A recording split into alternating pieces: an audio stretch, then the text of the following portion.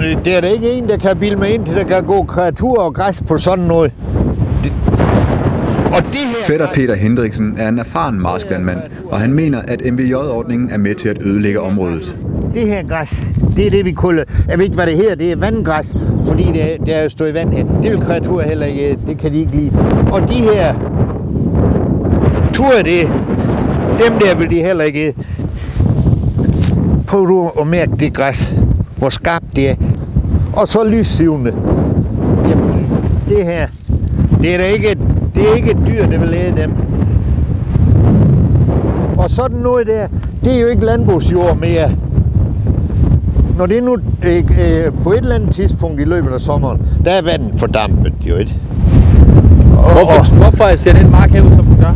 Fordi man har lukket derhen, for inden den tværgrøble der har man lavet de her MVJ-ordninger.